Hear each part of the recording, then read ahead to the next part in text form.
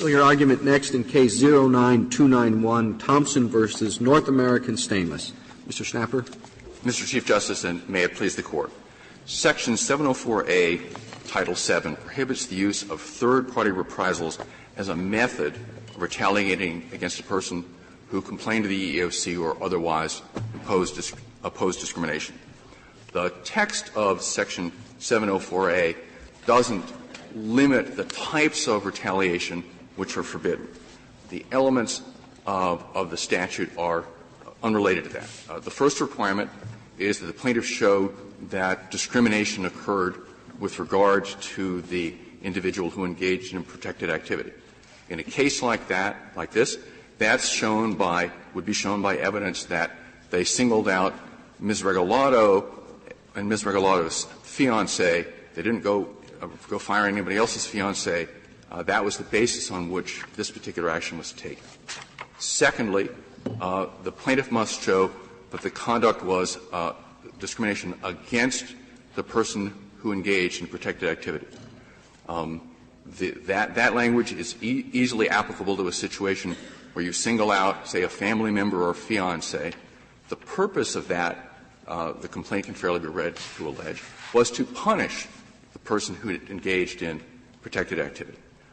There are a number of federal statutes that use the word against in precisely this way.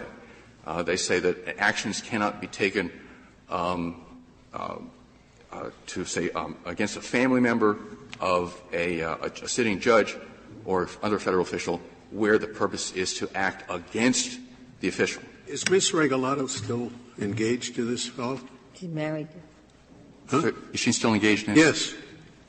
They're married. Oh, they're married. And they have a lovely 2-year-old daughter. Oh, good. Well, why didn't she bring the suit? I think, Your Honor, that this Court's Article III jurisprudence would have precluded her from getting any remedy. Certainly most of the remedies that are needed here, she wouldn't have had Article III standing to win an award of a back pay to her now husband. She couldn't have gotten an award of damages to him. I think if but you've got reinstatement on the grounds that his continuing inability to be employed by the company is an ongoing hurt to her? Perhaps. It would depend on the circumstances. In this particular case, almost certainly not, because of just the course of subsequent events. She subsequently left the company. At this point, they live nowhere near Suppose that. Suppose an employer dismisses an employee on an impermissible ground, impermissible under Title VII, and is a very valuable employee. Can the shareholder sue on the ground that the shareholder is now injured because the company is worth less, having lost this employee? Sue under Title VII? I don't believe so, Your Honor. I don't believe so. But the situation here is different than that. Because you start with somebody who is unlike the shareholders. There's no Title VII violation as to them. Regalado is complaining of sex discrimination, and then she said, because I made a complaint, they retaliated against me. Shareholders are not in that position because there was no initial charge. No, it's the same hypothetical. We'll just say Regalado, all the same facts, except she's very valuable to the company. The company's now worth less, shareholder sues. Right. I think the thrust of your question are the shareholders like Thompson? And I think the Thompson situation is quite different. He was the very target of the illegal act. The illegality occurs only by means of dismissing him. Well, the question is whether he's aggrieved within the meaning of Title VII, right? That is the other. And your argument is that if there's injury in fact sufficient to satisfy Article III of the Constitution, then the person is aggrieved. Right? The Court's decision in Traficante goes that far. And in practice, it has not proved a problem under Title VIII. That's generally been under its understanding here. But is it your argument that we should go that far? We should do say not, if there's you do injury, not, we don't need to go that far. You do not need to go that far. Where do we draw the line? Well, I think the government has I think as far as you need to go, which is not the same as saying that's as far as the law goes, is a standard articulated by the government. As in McCready, where the action against Thompson was the very method by which the law was violated, that would satisfy the requirement of person agreed. Where does that come from? Where does that test come from? Your Honor, I think that's as far as you need to go in this case. I think the standard of aggrieved is broader than that, but as this has played out in the lower courts since Traficante, there's a wide range of different kinds of circumstances under which the Traficante rule has been invoked in Title VII cases. We're not asking you to address all of those. But I understand the argument. It's not too helpful, at least to me, to say as far as we need to go in order to reverse. That's really not how a statute ought to be interpreted, I would say. What does it mean? Now, I understand the argument that aggrieved means all the way to all that's necessary is what is necessary to satisfy the Constitution. And I understand that argument. It's a very broad argument with a lot of implications. But if that's not correct, then what is the correct test and where does it come from? Well, Your Honor, I think that there are two other limitations that would be applicable here, as indeed they would have been under Title VIII. The first one is proximate cause, which will cut off a lot of injuries down the road. Title VII is adopted against the background of proximate cause rules, and we don't contend that in using the word person aggrieved, they meant Congress meant to set those aside. Secondly, I think a fair reading of the word aggrieved is that aggrieved is both in ordinary English, frankly, broader and narrower than injured. It is broader, and that's of course not your concern, in the sense that it covers people who haven't been injured yet but might be injured in the future. But it also has a second element, which is that the action at issue involves some sort of a wrong. If someone deliberately knocks me down, I'm injured, I'm probably aggrieved, but not if I'm carrying a football in the middle of a football game. That's a legitimate thing to do. So I think that there has to be a wrong, and the wrong has to be the basis of the plaintiff's objection. You could have a situation where the plaintiff really didn't care one way or another why that harm had happened. But in this case, that's precisely why Thompson complains. He's not suggesting that he would be wronged if he were ever fired at all. He is aggrieved because he was fired for a reason that was an improper reason.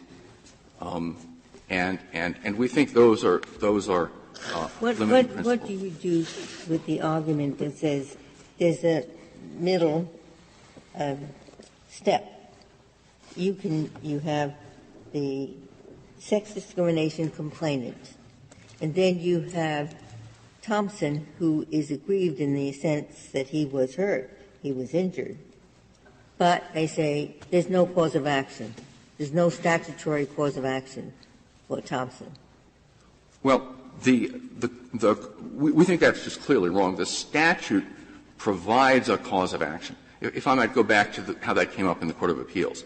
The Court of Appeals appears to have assumed that third-party reprisals are unlawful. It's not entirely clear. And then in footnote 1, the Court of Appeals said that Thompson was aggrieved.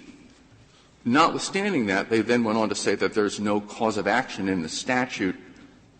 They said in Section 704A. That really doesn't make any sense. The statute provides an express cause of action. It says that certain individuals, if the requirements are met, can bring lawsuits. So the question is, as Justice Alito put it, and was put before, which is whether the plaintiff is aggrieved. But if he's aggrieved, it's clearly got a cause of action. Suppose Thompson were not Regalado's fiancée at the time. Suppose they were just good friends, and everything else happened. And he alleged that he was fired in retaliation for her engaging in protective conduct. The way the company wanted to get at her was by firing her friend. Would that be enough? Well, the plaintiff would have to prove two things. First of all, the plaintiff would have to prove that that was indeed the company's motive for picking him to fire him. Secondly, under this Court's decision in Burlington Northern, the plaintiff would have to show that this was a retaliatory action sufficiently serious that it would likely persuade a reasonable employee in Regalado's position to dissuade her from complaining. And that's why we've agreed with the Respondent's contention that they're entitled to an evidentiary determination about whether that standard was met here. So that's an important limiting principle. And how does that translate? How does that Burlington Northern standard translate into the situation in which there is some sort of relationship between the person who engaged in the protected conduct and the person who suffers the adverse employment action? That's what's troubling to me about the theory. Where it's a fiancé, that's a relatively strong case, but I can imagine a whole spectrum of cases in which there is a lesser relationship between those two persons. And it would, unless there's a clear line there someplace, this theory is rather troubling. Well, Can you help provide where the clear line is? Does it include simply a good friend? Does it include somebody who just has lunch in the cafeteria every day with the person who engaged in the protective conduct, somebody who once dated the person who engaged in the protective conduct? Are these all questions that have to go to a jury? They wouldn't all have to go to a jury. I mean, the problem as you cast it is that the standard in Burlington Northern, no offense, isn't a bright line. It is the standard which it is. And the same question could arise about other methods of retaliation. What about what about cutting some out of 5 meetings or 10 meetings? That same problem exists under Burlington Northern no matter what. Why can't they get — the first question you're back is just a confusion in my mind. Why couldn't she bring this suit? And she says, I was discriminated against because they did A, B, C, D to him. And the remedy is cure the way in which I was discriminated against. And to cure that way, you would have to make the man whole in respect to those elements that were discriminating against her. You give him back pay, you restore him, you do everything you'd normally have to do, because otherwise she is suffering the kind of injury, though it was to him, that amounts to discrimination for opposing a practice. What's wrong with that theory? I think that that kind of remedy would pose very serious problems under Article III. Why? Because the money isn't going to her. So what? She's hurt. Suppose it was a child that suppose they robbed the judge's wife in order to get him to do something. And that's a crime, and suppose there's a civil statute. The judge says the way you cure what you did to get me to do something is you make me whole. And in that instance, it requires making her whole. What's the Article III problem? Well, anyway, I don't know that this is crucial, but I'm just. Well, I think it. I think it is of some importance here. I mean, the ordinarily Article III would bar me from suing for an award of money to be paid to somebody else. But that's because the award of money to be paid for somebody else, their absence of money didn't hurt you. But where there, for example, if you're a trustee, you certainly could sue to get the beneficiary put back. So there are dozens of cases where you can sue to get somebody else paid back money. And why isn't this one of them? But anyway, don't want to pursue it beyond a quick answer because there are other things in this case. Well, as I say, I think Article III would be a major obstacle there. Well, I understood your brief, and certainly the government's brief, to take a very expansive view of what type of retaliation would give rise to a cause of action by the directly harmed employee. Now you seem to be suggesting that employee would not have Article III standing to bring an action. I think we've got a situation here in which this violates the rights of Regalado, but Regalado's ability to herself bring a lawsuit and get a remedy is limited. And you're not taking the position that she could not have sued for retaliation. It would be awkward because it's his injury that requires compensation. But are you saying that she could not have brought a retaliation suit? It's possible she could bring a suit. The question would be whether she had Article III standing to seek the remedy that she was then seeking, which would often be a problem. That would be, because your time is running, the Americans with Disabilities Act has an explicit provision that allows suits by adversely affected close relatives. You are essentially asking us to read that provision, which is stated expressly in the ADA. If I might respond to that briefly, you're referring to Section 12112B4 of the ADA.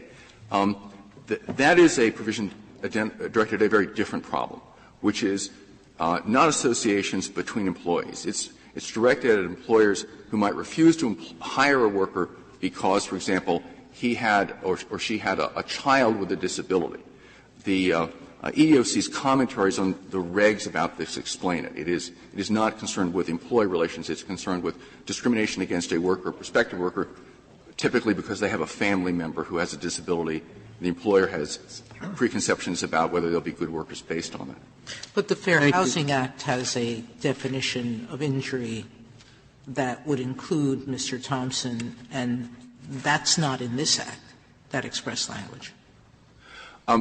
That's correct, Your Honor. That statute was adopted somewhat later. There are large numbers of statutes that have rather general language like person aggrieved. But I think that in the case of the Housing Act, that language fairly describes the ordinary English meaning of aggrieved.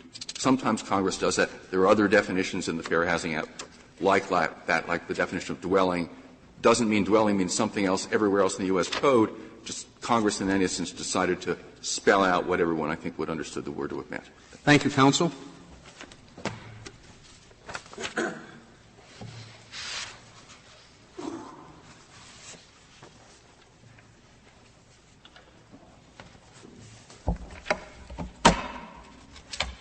Ms. Kruger?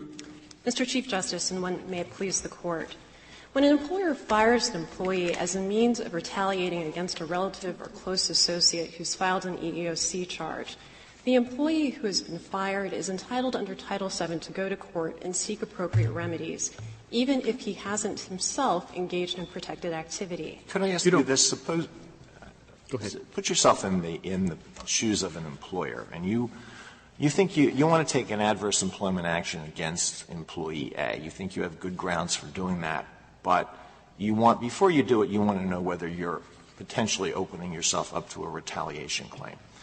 Now, what is the employer supposed to do then?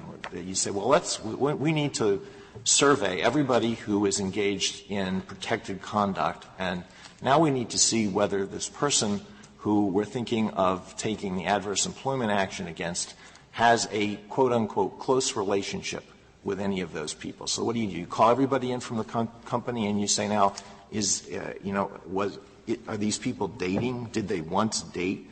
Are they good friends? What are you supposed to do? Justice Alito, we're not arguing for a test that would create a kind of protection for a so-called right of association under Title VII. It's not the case that so long as somebody is associated with somebody who's complained about discrimination, they would be automatically protected under the test that we're advocating. The reason the relationship is important in this case is because it tends to render plausible the argument that there's a causal connection between the adverse action visited on Thompson. I understand that. I do understand that, but I'd like you to answer my question. Does the employer have to keep a journal on the intimate or casual relationships between all of its employees so that it knows what it's opening itself up to when it wants to take an action against somebody? I think it's actually quite to the contrary. I think if the employer doesn't know about the relationship, any allegation like the allegation that we have in this case simply isn't going to be plausible. It's not going to be a plausible contention that there's a relationship between one employee's protected activity and an adverse action visited on the plaintiff. Well, but you say, but it won't be because of the degree of connection between the retaliated against employee and the means of retaliating. I understood your brief. I'm just looking at page 6. The limitation you propose is someone someone close to him. The anti-retaliation provision prohibits an employer from firing an employee because someone close to him filed an EEOC complaint. And I guess I have the same concern that we've been discussing for a little while. How are we supposed to tell, or how is an employer supposed to tell, whether somebody is close enough or not? Well, I don't think that there's any reason for the Court to try to fashion a hard and fast rule that identifies some relationships that are close enough and others that aren't.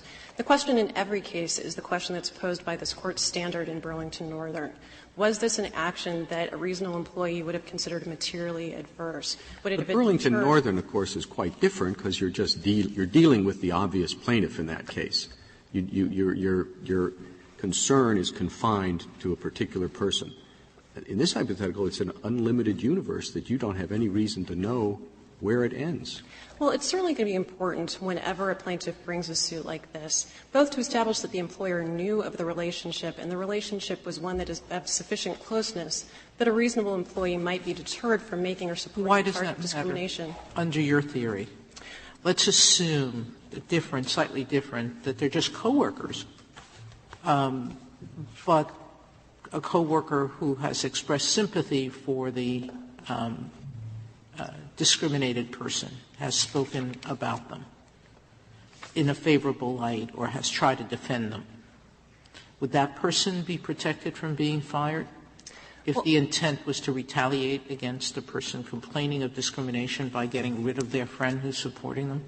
In that scenario, I think that that person would have a cause of action, but for a different reason. Under this Court's decision in Crawford, that person would probably be considered to be a person who had opposed the discrimination and for that reason would themselves have engaged in the pursuit. So an opposer is anyone who assists?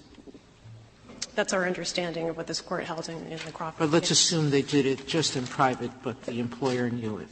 They overheard a conversation between the close friend and the employee saying, I really am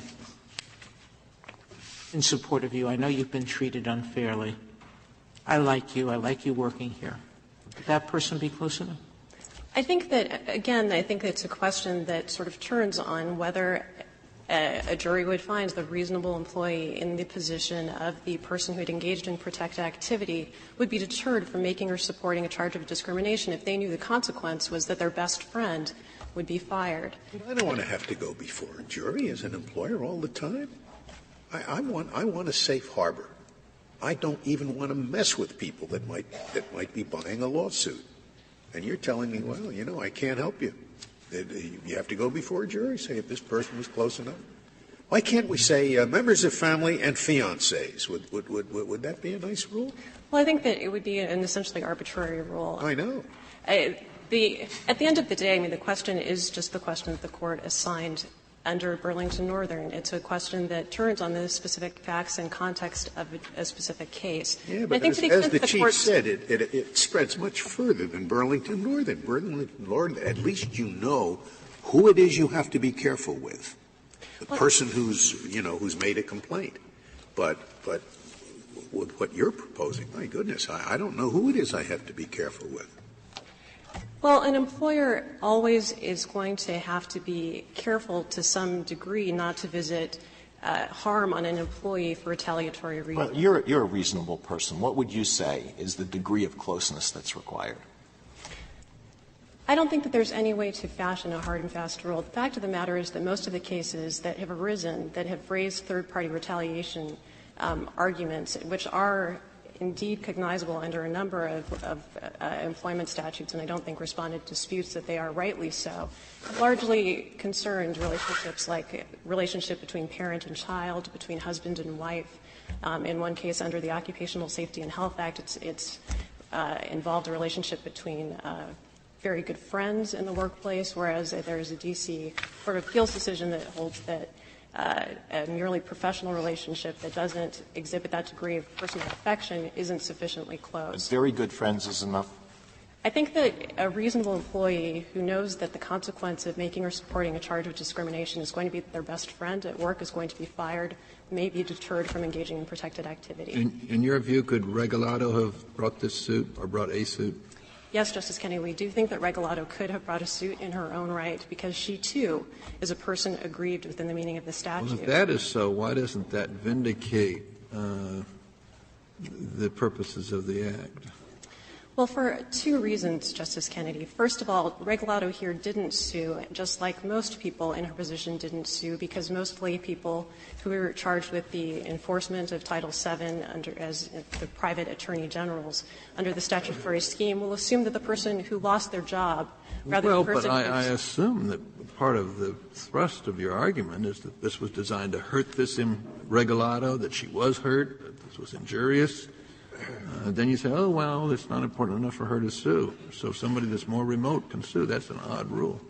Well, I think in that situation, she might sue, but she might also assume that it ought to be her fiancé whose job was actually lost, who ought to carry the mantle. About that?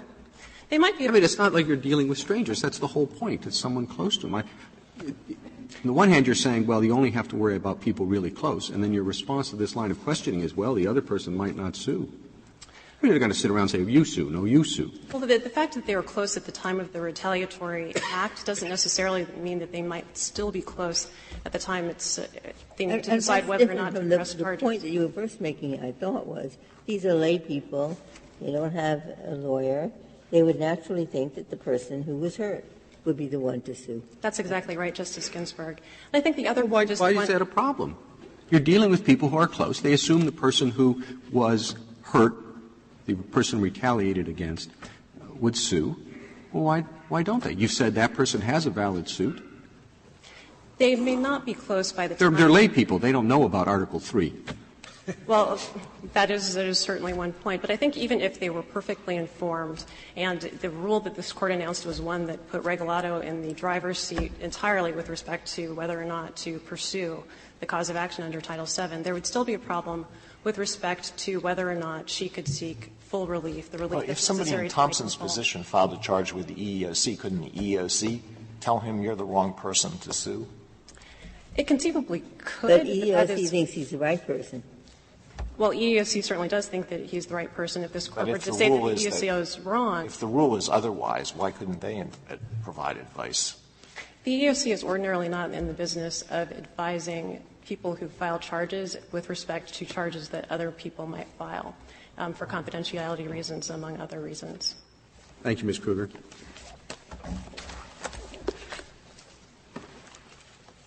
Ms. Lathrow. Mr. Chief Justice, and may it please the Court. Eric Thompson does not allege that he was discriminated against. But Title VII is a discrimination statute. The only person who alleges that that was. Do you, if Regalado had sued and said, assume the fact, I know that you claim it didn't happen, they fired my fiancé to retaliate against me. Yes, Your Honor. Do you agree with your adversary that she wouldn't have Article III standing to seek reinstatement or back pay for her fiancé? I do think she could seek reinstatement through the general equitable relief of the Court. In terms of back pay, I don't see why she couldn't recover that for him. But in terms of his coming back to work. I'd like to see that case next. I'm sorry? See what position you take the next time.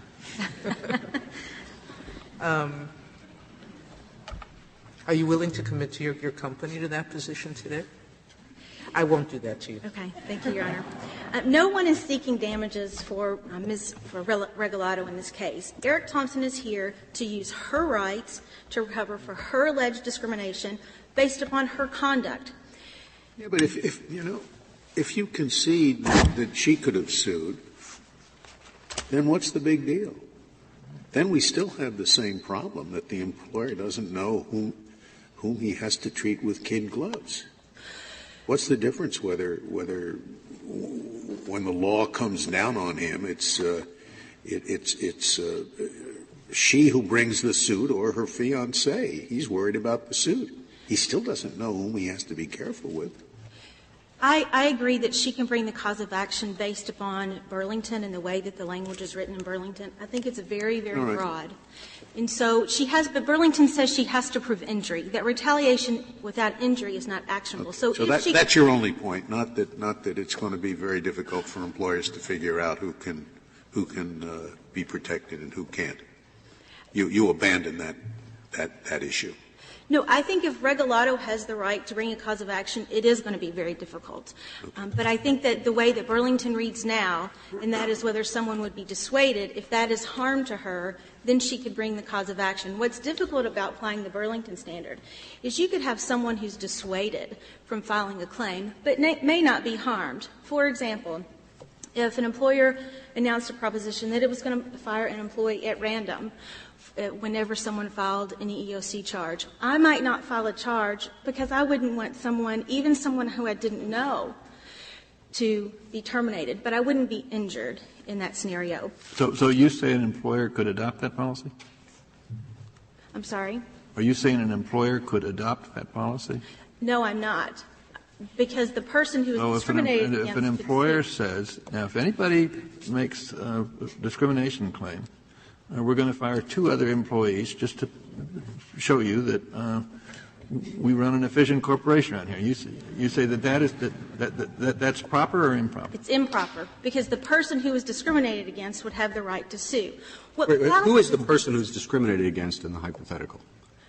The person who filed the EEOC charge. Okay.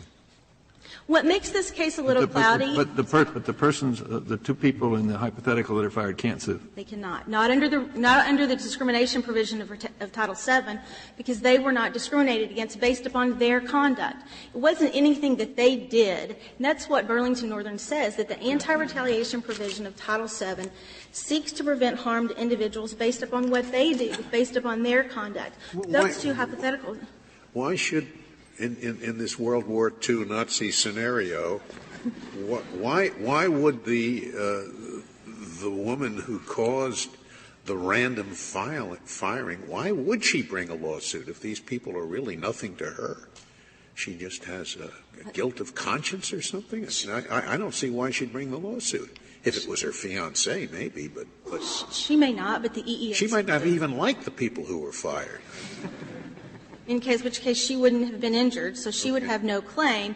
And if you think about it, if she was not discriminated against, then the other people could not bring a claim for discrimination based upon her. What makes this case a little cloudy is that Eric Thompson is an employee as well, but he doesn't bring this case as an employee. You could very well have Eric Thompson as a spouse who is not employed. So, for example, if Mr. Thompson had been just let's make him a spouse, an even closer relationship than a fiancé, and suppose that his job, he ran an animal shelter in Carrollton, Kentucky, and it was a benevolent organization, but his only source of revenue was a generous gift from North American Stainless at Christmas time. And in 2003, after Regalado filed her claim with the EEOC, filed her charge, North American Stainless said, I'm not going to give money this year to the animal shelter to Mr. Thompson, and I'm not going to do it because of Regalado, who is our employee, because she filed a charge of discrimination. I'm not going to do anything to help her. I'm not going to do anything to help him. In that case, under Mr. Schnapper's standard, that any person aggrieved can bring a claim, that person who's not even an employee, because they have some kind of injury, could bring a claim. Well, but his point was that aggrieved includes not only injury, but wrongfulness. It may not be very, I don't know, but nice, but there's nothing wrongful about North American Stainless deciding it's not going to fund an animal shelter because of some other reason. But it's treating Regalado with discrimination. It is treating her differently than it might treat another employee because she brought the cause of action. That would be discrimination against Regalado because it's treating her differently. But under their you couldn't win on that under Burlington. I mean, I think that there are 3 separate issues here that have to be kept straight. No one can win in court unless they show there was a human being, in this case the woman, who suffered serious harm. Serious harm. And serious harm is defined as materially adverse action which might well have dissuaded a reasonable worker from making or supporting a charge of discrimination. So unless she suffered that kind of serious harm, nobody wins. Then the next question is, suppose in the course of that somebody else was hurt. And the person aggrieved provision suggests, because of the history of the word aggrieved, that more than just she can bring the lawsuit? That's our first question. And then our third question is, if the second question is yes, why can't the whole world do it? At least the barber who doesn't get the haircut anymore because the person fired doesn't have any money, or the landlord who can't get his rent, or we can go on indefinitely. Okay? Yes. So why don't we get to the second question? The second question is, the word aggrieved has a history. I think it comes out of, what's the case? I think it comes out of FCC versus Sanders Brothers, which is a 1940 case, which said that sometimes where there's a statute using the word person aggrieved, that means that a person can bring a lawsuit even though that person does not suffer injury of the type that the statute was meant to prevent against. Yes. That was picked up by the APA. Yes, Your Honor. It says person aggrieved. So we have a statute that says person aggrieved. Now, maybe it means it in a different sense, or maybe it means it in the APA sense, Sanders Brothers sense, which means in principle this plaintiff can sue. Now, you can argue against that if you want, but I mean that's where I'm starting from, and then we can have the third part, which is there a way of limiting this? Yes, Your Honor. You don't have to. I'm just a question. Yes, Rather long question. And you don't even have to agree with his description of what Sanders Brothers and the APA say. No, you don't, but it would be pretty hard to do that, because in black and white here. Well, isn't there a doctrine of the scope of persons protected under a particular statute? Absolutely, Your Honor. Doesn't the word person aggrieved bring that whole lore along with it? I believe it does, Your Honor. Can we go back to basics? First, you agree that it is unlawful to retaliate against a person who filed a complaint under Title VII by dismissing a close relative. It is an unlawful employment practice, is it not? I believe it could meet the standard under Burlington, yes, Your Honor. Do you want to get back to Justice Breyer's question? I don't think you had a chance to respond to it. Yes, Your Honor, thank you. Justice Breyer, I believe your question was the scope and what does this term aggrieved mean. And in Sanders' case, the Court said that this term aggrieved means something broad, and it is intended to bring a lot of people in. But that case was interpreting the APA, which has specific language. Just like in Traficante, the Court was considering the Fair Housing Act, both of which have very different than the statute in question. The APA says a person suffering a legal wrong because of an agency action or adversely affected or aggrieved by agency action within a meaning of a relevant statute is entitled to judicial review, and that's much broader than what we have in this case.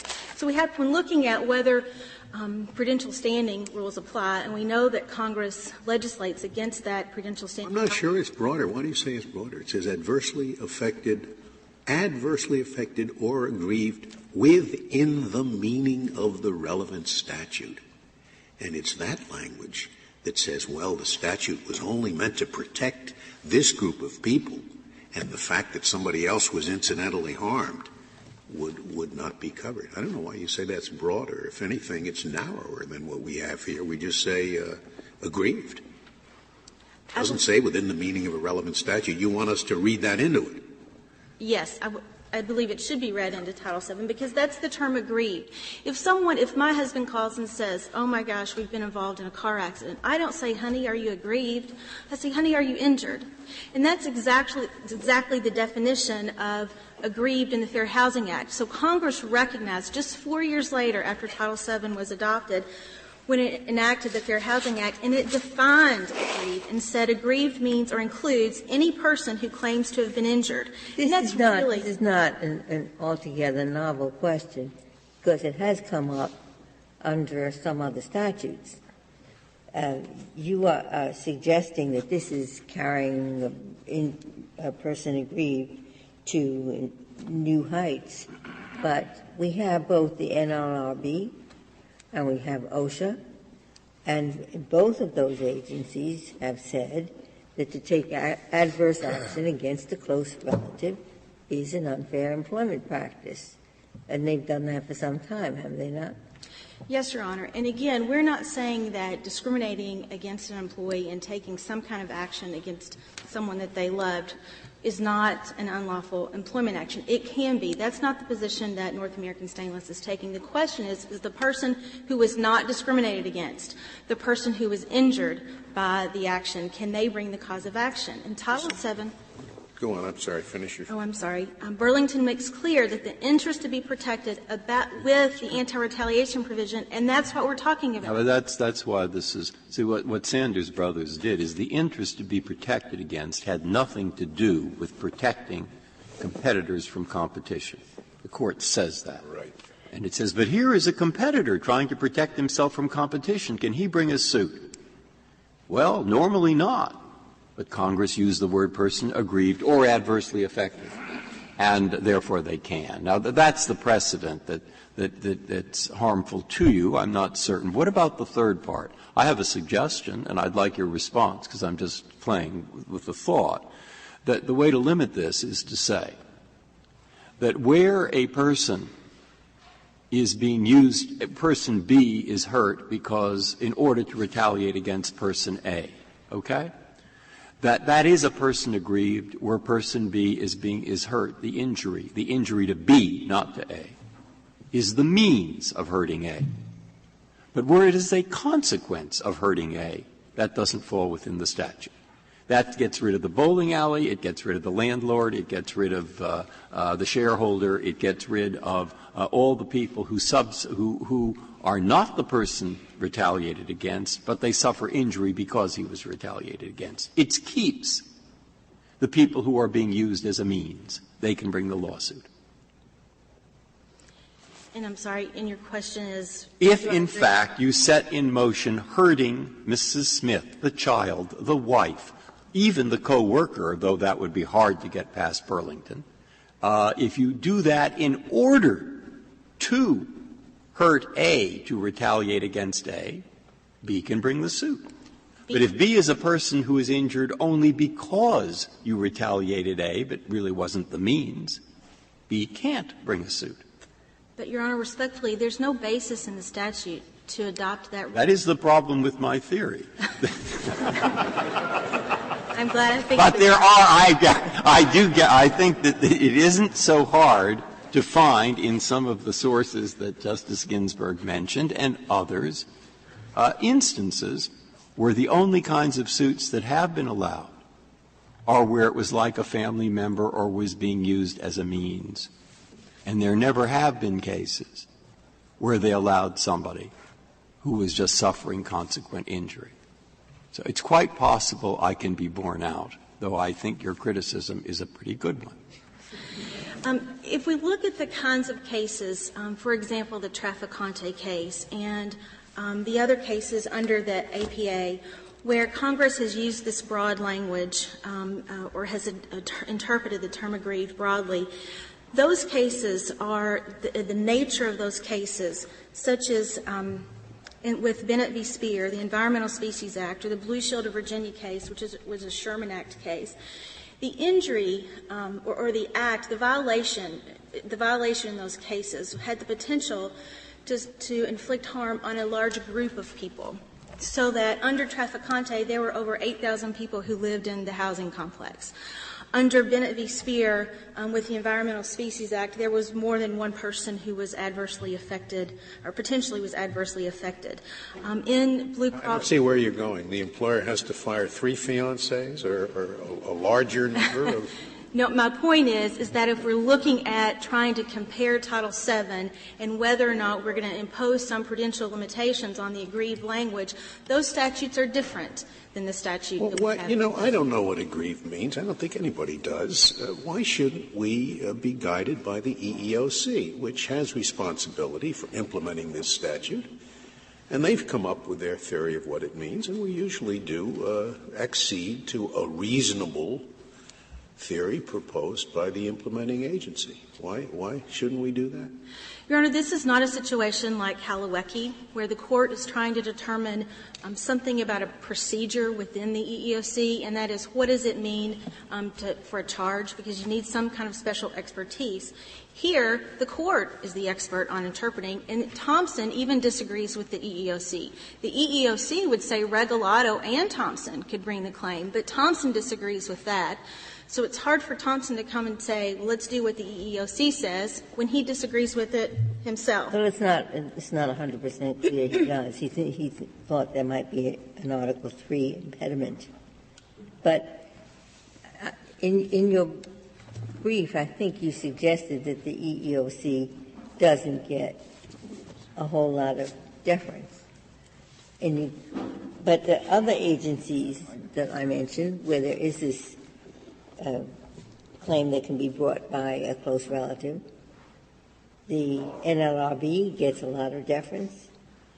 The Department of Labor, when we're dealing with Occupational Safety and Health Administration or the Mine Safety, those agencies get a fair degree of deference, and they come to the same conclusion.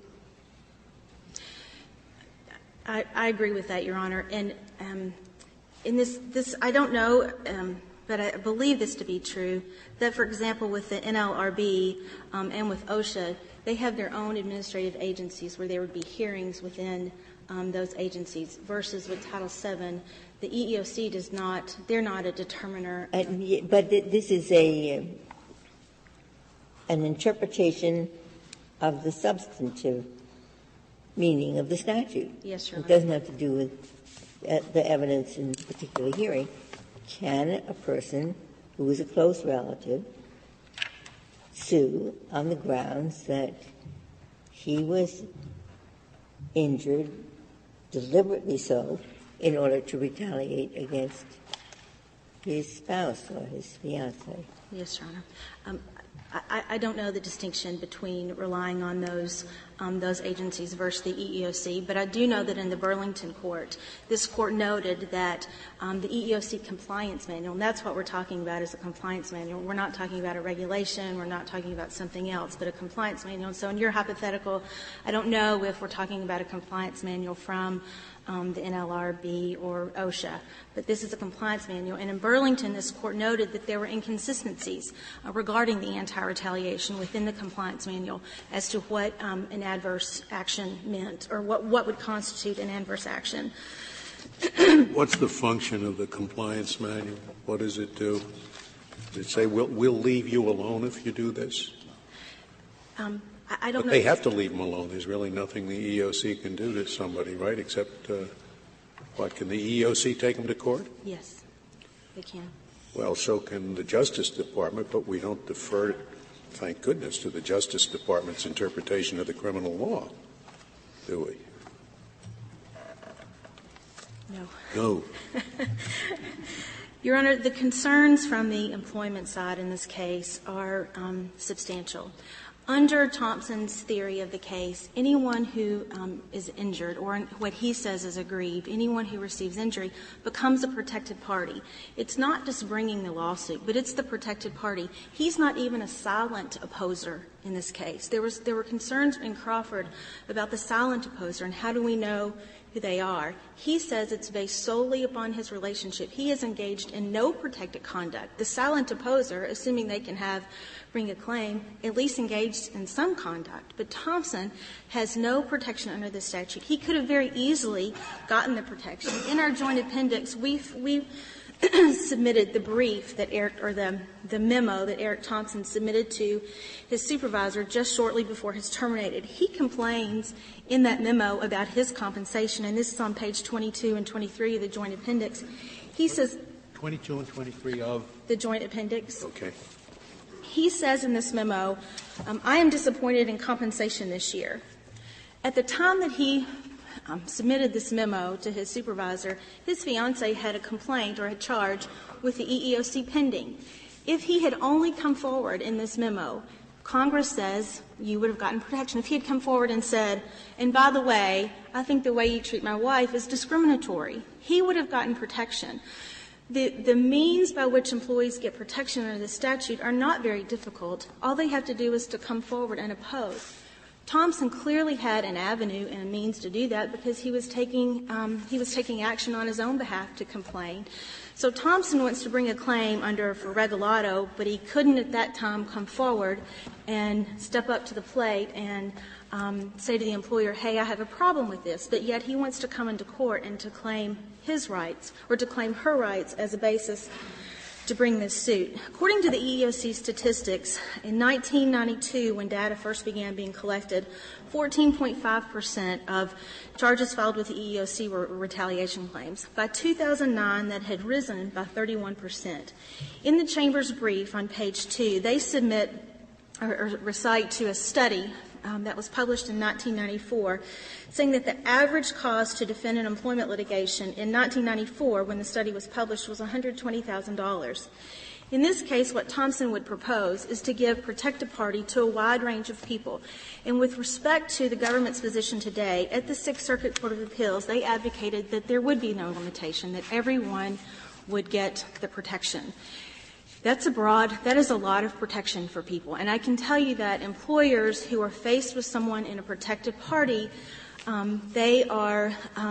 employers are reluctant to take adverse decisions against them.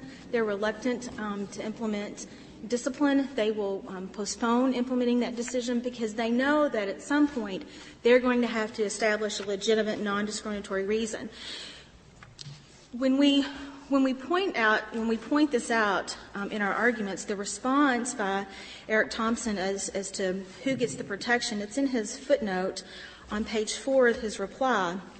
He says that the identity of individuals who might have a claim is a function of the employer's own intent. So in other words, in order to determine whether someone has protection, you have to look at the employer's intent. So there are no protected parties anymore until the employer can establish that they had no intent. Or the other way, everyone is a protected party until the employer can show that he had no intent. So what that means at the trial is that there will never be. I'm not sure why the employer's intent comes into this. A is the person who is being retaliated against. And the issue would be, did the employer take such action against B as the A would think, quite reasonably, he'd have to reasonably think that the action that the employer took was retaliation, was meant to be whatever those words were, might well have dissuaded a reasonable worker from making or supporting a charge of discrimination. But the position that's set forward by Thompson is you determine whether someone is a protected party by looking at the intent of the employer. Well, you'd have to show he had a retaliatory intent. That's true. But that's true however he retaliates. That's true at trial, though, after a plaintiff gets past his initial burden of proof. And in this case, the plaintiff is going to be able to establish their burden of proof solely by saying that they were a protected party and there was intent on the other side. That is going to shift the burden to the employer at the outset of the case to prove that there was no retaliation, that there was no intent.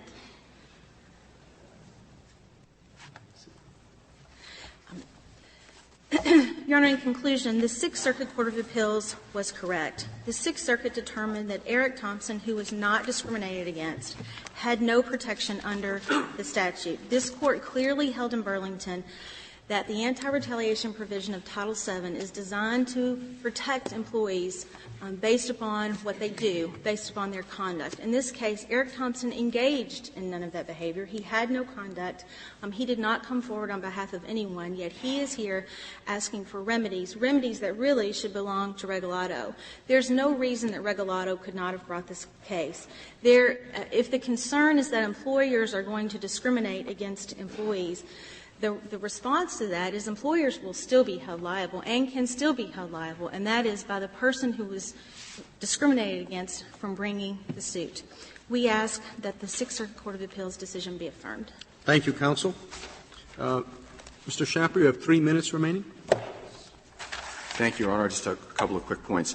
Mr. Schapper, in the points that you're making, would you have an answer to this point that was made about the burden of proof? I mean, the argument was that you wouldn't have McDonnell Douglas anymore and you wouldn't know how to proceed on this third-party claim. Your Honor, McDonnell-Douglas, the particular formula in McDonnell-Douglas was for hiring cases. The courts have readily adapted it to other kinds of cases where depending on the nature of the claim, the plaintiff produces some minimal amount of information and the employer is required to articulate a reason. But I don't think it would be a problem here. Getting back to the question that was asked, I think I'm not sure why not. What? I'm not sure why not. Plaintiff comes in and says, I engaged in protected activity. Well, the other person did. The other person did. They retaliated against me. Then the employer always has the burden to come forth and give an explanation as to why? What would be the prima facie case generally is they've treated me differently than similarly situated people. I complained at a time close to my firing. There's there'd a whole series of prima facie elements. There'd have to be some evidence that could plausibly give rise to an inference of motive. Even if I were complaining that I was retaliated against, I can't just come in and say I engaged in protected activity and was fired. I would need more than that. So you would need that additional amount here. Plus, you'd also have to have some evidence to give rise to an inference that this third party was selected as a victim. So it wouldn't you could adapt it. But to get back to what was asked earlier, there's no question the burden of proof is on the plaintiff at all times to establish motive. And as we get particularly far afield from family members, someone closely associated with the plaintiff, it is going to be difficult to establish, to meet that burden. What happens in the animal shelter hypothetical that your friend proposed? You know, the North American Stainless funds the animal shelter where the wife works, and they cut off their funding as a means, presumably, of. I think this Court's decision in Burlington Northern makes it clear that the plaintiff wouldn't have to be an employee. In that case, one of the questions was, could you retaliate against an FBI agent by not protecting his wife from being murdered? Mm-hmm. I think that would be a pretty good way to keep people from complaining. But I think the Burlington Northern limitation would have some traction in these cases. Animal shelter seems unlikely. But the burden of proof is there as the relationship becomes more attenuated once you get past family members. I think it's going to be difficult, even at summary judgment, for these cases to survive. Thank you. Thank you, counsel. The case is submitted.